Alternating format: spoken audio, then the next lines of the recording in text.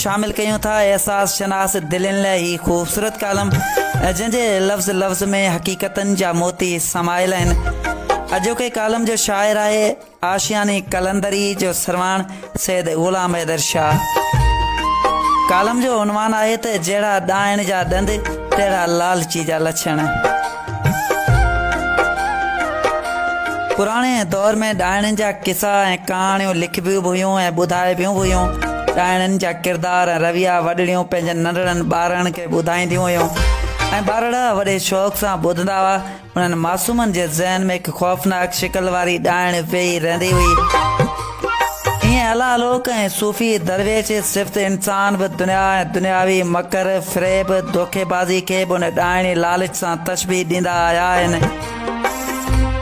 जॾहिं कंहिं बि इंसान में लालची रुझान इन हद ताईं पहुची वञे जॾहिं उहो सभु हक़ूक़ इंसानियत खां दस्तबरदार थी हिकु अहिड़े तलबी ऐं मुफ़ादी मर्द लाइलाज जे हथनि में खेॾणु शुरू करे त कोशिशि कजे जॾहिं त उन इंसान जूं निशानियूं अलामतूं अवां ते वाज़ह ज़ाहिर थियणु लॻनि त इहा वॾी ख़ुशकिस्मती चइबी जो पाण खे बि परभरो कजे। पर हर मुमकिन कोशिशि कजे त उन वबाई बीमारी में मुब्तला थियल उन इंसानी सूरत रखंदड़ शख़्सियत खां आड़े पाड़े संगत साथ खे बि बचाइजे। जेकॾहिं को उनजी नज़र चढ़ी वियो त पहिरीं हू वॾा वॾा ख़्वाब ॾेखारे अहिड़ा ज़हनी ऐं माशरती सरवस जुआ में गिरफ़्तार कराईंदो जंहिंजी ज़िंदगी भर ज़मानत त न थियणी आहे।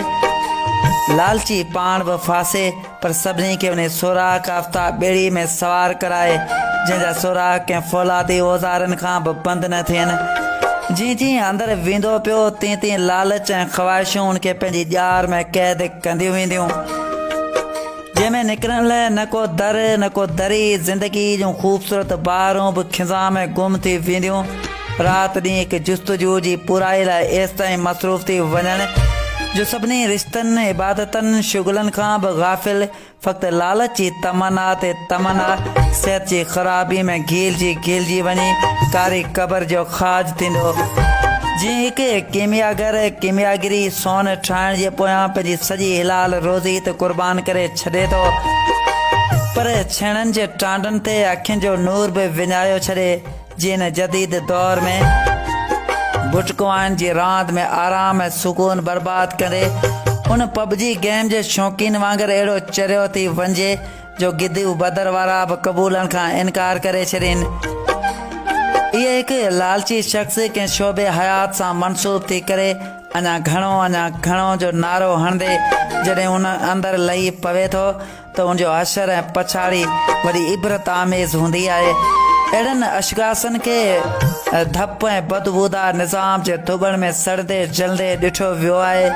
ईअं वरी तख़्त ऐं तख़्तीअ जे जंग में सॼी ज़िंदगी ॿिन्ही जे विच में बीठल रहंदड़ इंसान कहिड़े हाल में रहंदो हूंदो जेकॾहिं उसूल ख़िदमत ऐं फलाह फ़लसफ़ो फ़िकर पोइ त इहो मर्द मरण बाद ज़िंदा रहनि था। बाक़ी ख़ाली खोखलो इंसान सॼे माशरे लाइ ज़ातियाती पॉलिसी तहत बदनामी जो ठेकेदारी कंदे वञी अहिड़ी उड़ा में किरंदो आहे जितां को बि अॼु ताईं निकिरी न आहे सघियो।